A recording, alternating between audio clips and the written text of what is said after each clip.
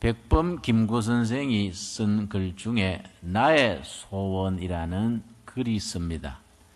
읽을 때마다 마음에 닿는 내용의 글입니다. 글 서두에 김구 선생이 어떻게 시작하느냐 하면은 만일 하느님께서 나에게 묻기를 너의 소원이 무엇이냐 이렇게 묻는다면은 나는 답할 것이다. 우리 대한의 독립이요 이렇게 답할 것이다. 하나님이 다시 묻기를 너의 소원이 무엇이냐 묻는다면은 나는 역시 대답할 것이다. 조선의 독립이요 대답할 것이다. 하나님께서 거듭 다시 물으신다면은 너의 소원이 무엇이냐 묻는다면은 우리 대한의 완전한 자주 독립이요 이렇게 답할 것이다. 그렇게 글을 시작합니다. 그리고 이어서 쓰기를 석가와 공자가 함께 만드는 나라가 있더라도 나는 그 나라로 가지 않을 것이다. 나는 우리나라 여기에 내 인생을 나는 투자한다고 그런 내용의 글을 썼습니다.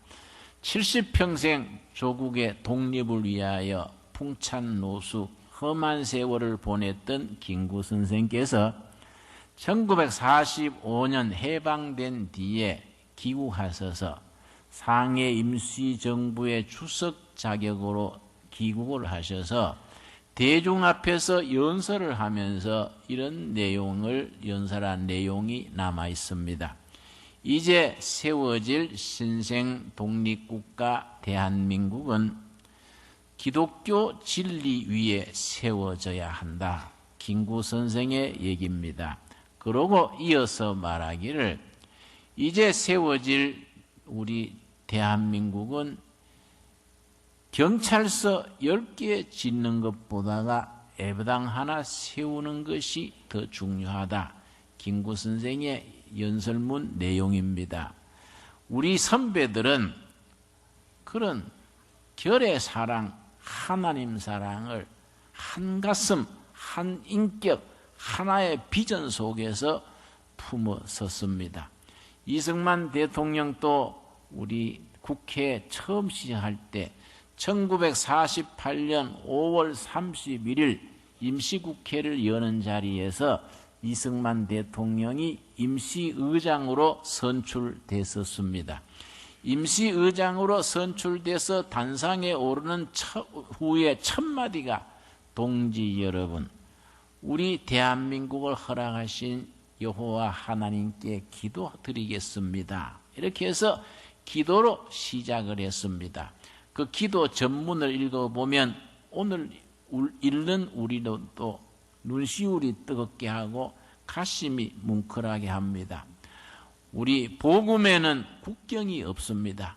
복음은 우주적인 복음이요 세계적인 복음입니다. 그러나 우리 크리스찬들에게는 자기가 섬길 조국이 있는 것입니다. 우리는 언제나 성경적인 바탕 위에서 살아계신 하나님을 사랑하는 일과 우리가 속한 조국 대한민국을 사랑하는 일, 하나님 사랑과 결의 사랑을 늘 한가슴에 품고 나갈 수 있어야 됩니다. 금년은 아주 역사적으로 뜻깊은 해입니다.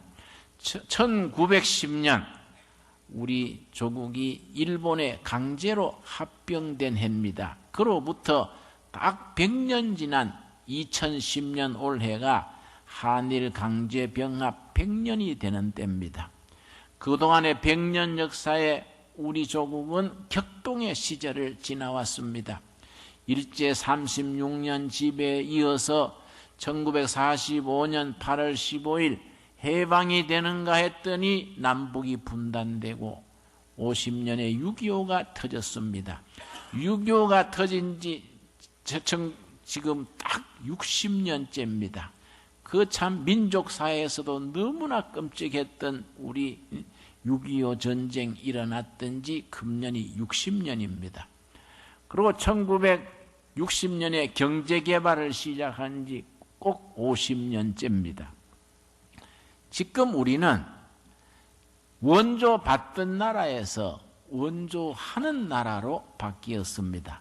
우리는 우리 일이니까 뭐 당연히 그러려니 하겠지만은 2차 대전 이후에 새로 시작된 신생 독립국가가 120여 나라에 이릅니다. 120여 나라 신생 독립국가들 중에서 우리처럼 원조 받던 나라에서 원조하는 나라로 바뀐 나라는 우리가 유일합니다. 세계 딱 한 나라입니다. 원조 받던 나라가 베푸는 나라, 원조 해주는 나라로 우리는 바뀌었습니다. 이 현대 역사에 대해서 우리는 하나님께 감사드릴 수 있어야겠습니다. 그리고 우리 선배 신앙인들은 서두에 김구 선생 얘기를 했습니다마는 그 하나님 사랑과 결의 사랑을 늘 한가슴에 품고 그렇게 자기들의 삶을 하나님 섬기는 일과 결의를 섬기는 일에 헌신했습니다. 그것이 바로 성경적인 전통입니다. 성경적인 전통은 일관되게 하나님 사랑과 동포 사랑, 예수 사랑과 결의 사랑, 이게 늘 한가슴에 품고 지나왔습니다. 여러분, 가장 대표적인 경우가 모세의 경우입니다. 여러분, 출애굽기 32장 우리 다 같이 한번 찾겠습니다. 출애굽기 32장 31절 32절 말씀에 보면은 그 모세가 자기 동족 이스라엘을 얼마나 철저하게 얼마나 끔찍이 사랑했던지 거기에 대한 말씀이 있습니다. 출애굽기 32장 말씀 32장 31절입니다. 애굽 땅 종살이에서 해방된 해방공동체 이스라엘이 광야로 나와서 시내산 기슭에 이르렀습니다.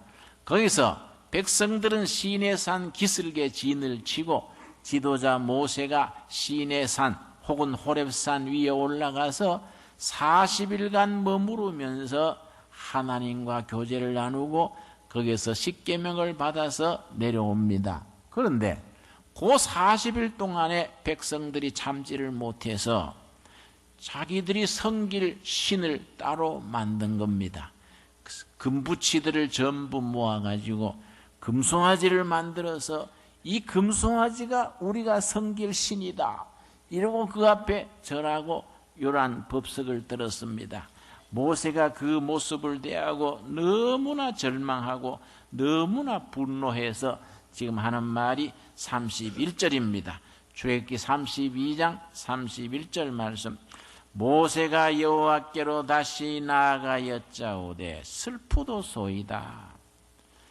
이 백성이 자기들을 위하여 금신을 만들어 싸우니 큰 죄를 범하였나이다. 이때 슬프다는 말은 그냥 뭐 눈물 나는 정도 슬픈 게 아니고 창자가 끊어지는 것 같은 고통을 동반한 슬픔입니다. 가장 사랑하는 사람이 죽었을 때 그럴 때 우러나오는 그 슬픔입니다. 너무나 애통합니다. 이 백성들이 하나님 앞에 너무너무 큰 죄를 지었습니다. 그러면서 그 다음 말이 참 중요합니다. 32절 말씀 우리 한번 같이 읽겠습니다. 그러나 이제 그들의 죄를 사하시옵소서. 그렇지 아니하시오면 원하건대 주께서 기록하신 책에서 내 이름을 지워버려 주옵소서. 모세의 너무나 끔찍한 동족 사랑입니다. 이 백성들의 죄를 용서해 주시옵소서. 홍해바다 건널 때 육지같이 건너게 하셨고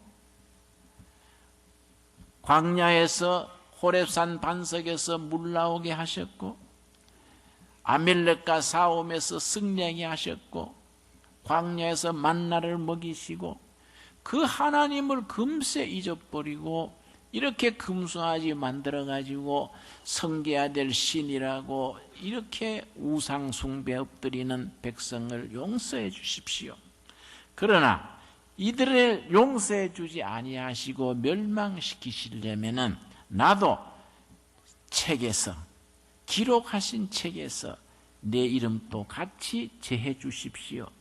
그 책이 무슨 책입니까? 요한계시록 20장에 나오는 생명책입니다. 생명책. 하늘나라에 구원받은 성도들의 이름을 기록한 책, 생명책이 있습니다. 요한계시록 20장 11절부터 나오는 말씀입니다. 그 말씀을 내가 좀 설명을 드리자면은, 하늘나라 보호자 앞에 심판 보호자가 열렸습니다. 거기에 책들이 많이 쌓여 있습니다. 이 땅에 살아갔던 사람들이 그 책들에 기록된 자기 행위 따라 행위대로 심판을 받는다 했습니다. 그런데 다른 한편에 다른 책 한 권이 있습니다. 그 한 권의 책입니다. 바로 생명책입니다. 그 생명책에 이름이 기록된 사람들은 심판에 이르지 아니하고 구원으로, 천국으로 바로 들어가는 겁니다. 모세가 지금 하나님 앞에 이 백성 용서해 주십시오, 이 백성 죄를 용서하시고 구원해 주십시오, 이 백성 용서하지 않으시고 멸망시키시려면 나도 같이 멸망당하겠습니다. 이 백성들 다, 이 동포들이 다 멸망하는데 나 혼자 구원받아 하늘나라 갈 생각 없습니다. 그 구원받은 백성들의 이름을 적은 책, 그 책에서 내 이름도 같이 제해 주십시오. 철저한 동포사랑입니다. 이런 모세의 전통은 성경에서 한결같이 이루어집니다. 우리 느헤미야서 1장 우리 한번 찾아보겠습니다. 구약성경 느헤미야, 정말 애국자 중에 애국자입니다. 성경에는 이런 애국자들의 전통이 이어집니다. 느헤미야서 1장, 구약성경 727페이지입니다. 구약성경 727페이지. 느헤미야가 아닥사스다 왕 궁전에서 참모로 일하고 있었습니다. 자기 조국의 슬픈 현실, 예루살렘 성의 그 끔찍한 현실을 듣고 나서 느헤미야가 어떻게 했습니까? 느헤미야 1장 4절입니다. 내가 이 말을 듣고, 자기 조국이 처한 슬픈 현실을 듣고, 이 말입니다. 앉아서 울고 수일 동안 슬퍼하며 하늘의 하나님 앞에 금식하며 기도하여 자기 조국 이스라엘의 형편과 처지를 듣고 금식하면서 기도합니다. 5절 말씀. 이르되 하늘의 하나님 여호와 크고 두려우신 하나님이여, 주를 사랑하고 주의 계명을 지키는 자에게 언약을 지키시며 긍휼을 베푸시는 주여 간구하나이다. 이때부터 느헤미야는 금식하면서 울면서 그렇게 기도합니다. 그 기도의 응답으로 이스라엘의 중단된 역사를 다시 일으킬 수 있게 됩니다. 이 시대에도 그런 일꾼이 필요한 시대입니다. 우리 뜨거운 하나님의 사랑을 가슴에 품고 그 신앙의 실천으로서 이 시대의 조국과 이웃을 사랑하는 일에 인생을 투자하는 그런 일꾼들을 하나님께서 찾으십니다. 여러분, 다니엘서 아주 더 말할 것 없습니다.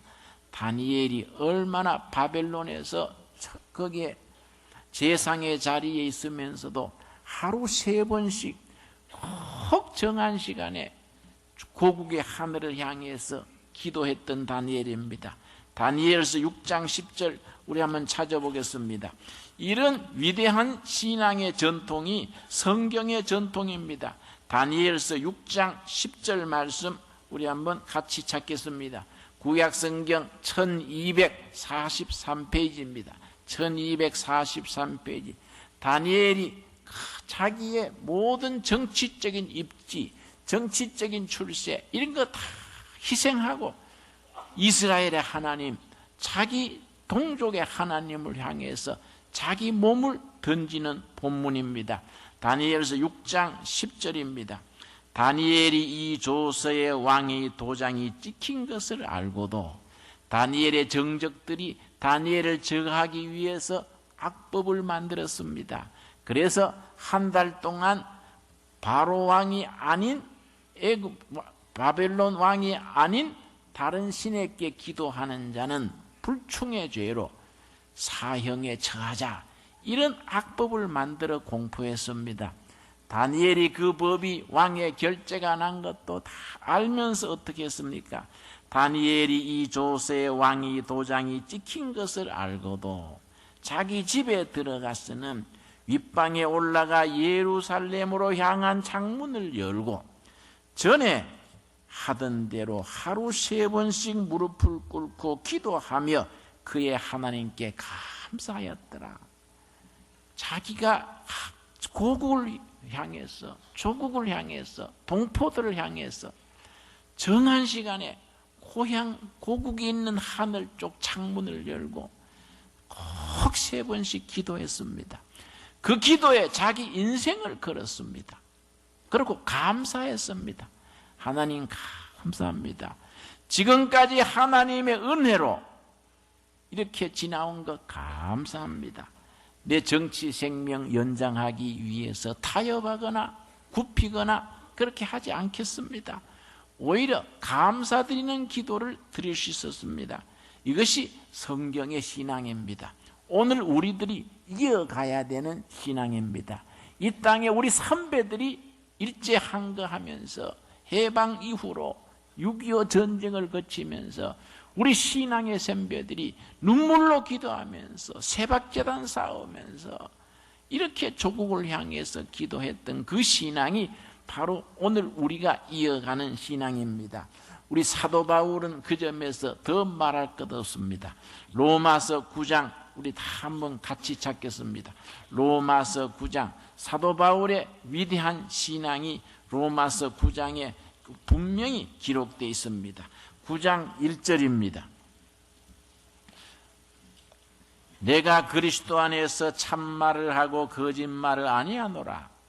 나에게 큰 근심이 있는 것과 내 마음에 그치지 않는 고통이 있는 것을 내 양심이 성령 안에서 나와 더불어 증언하노니. 바울에게 심한 근심과 고통이 있었습니다.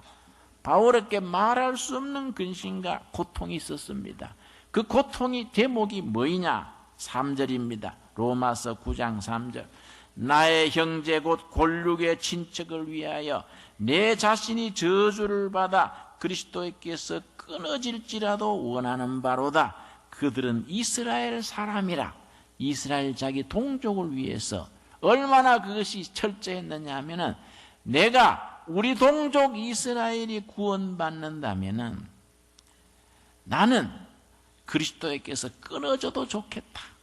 나는 그리스도께 끊어져서 저주를 받을지라도 우리 동족 이스라엘이 구원받으면은 그게 자기가 원하는 바로다. 얼마나 철저한 자기 동족 사랑이고 하나님 사랑입니까? 여러분, 오늘 본문 말씀 11장 보겠습니다. 로마서 11장 1절 말씀. 바울이 9장에 이어서 자기 동포들에 대한 간절한 사랑을 지금 얘기합니다. 지금 우리나라가 대단히 중요한 시대입니다. 시기입니다. 금년 한 해부터 한 5년간 우리나라의 민족의 장래가 국군이 결정하는 시기입니다. 여러분, 우리나라의 지도자들을 위해서 우리가 중보기도해야 됩니다. 정말 이 나라의 대통령으로부터 이 나라를 이끌어가는 지도자들이 지혜와 총명을 가지고 우리 결의의 운명을 잘 헤쳐나갈 수 있도록 우리가 중보기도해야 합니다. 비판하기는 쉽지만은 그들을 위해서 정말 제단을 쌓으면서 기도하는 것이 더욱 중요합니다. 자, 11장 1절 말씀. 그러므로 내가 말하노니 하나님이 자기 백성을 버리셨느냐? 바울이 지금 이스라엘 백성에 향해서 하는 말입니다. 하나님이 이스라엘 버리셨느냐? 아니다. 2절 말씀. 로마서 11장 2절. 하나님이 그 미리 아신 자기 백성을 버리지 아니하셨나니 너희가 성경이 엘리야를 가르쳐 말한 것을 알지 못하느냐?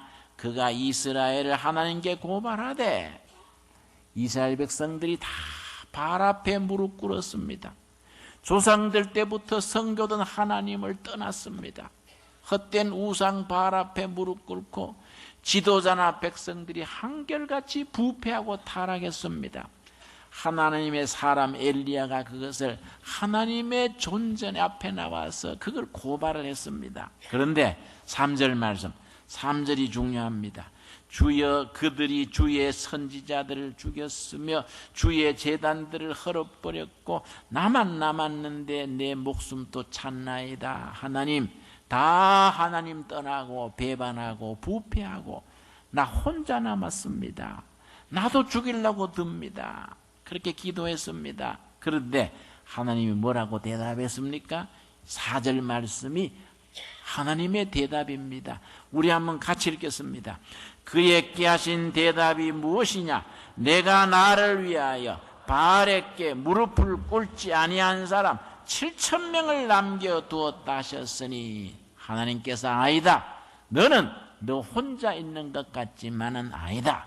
나는 7,000명을 꼴짝꼴짝에 마을마을에 너희가 보지 못할지라도 정말 내 신실한 종, 새로운 역사, 구원의 역사를 일으키는 씨앗으로 남겨놓은 7,000명이 있다.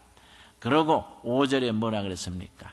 바울의 고백이고 오늘 우리들이 아멘으로 받아야 될 본문입니다. 로마서 11장 5절 우리 한번 같이 읽겠습니다.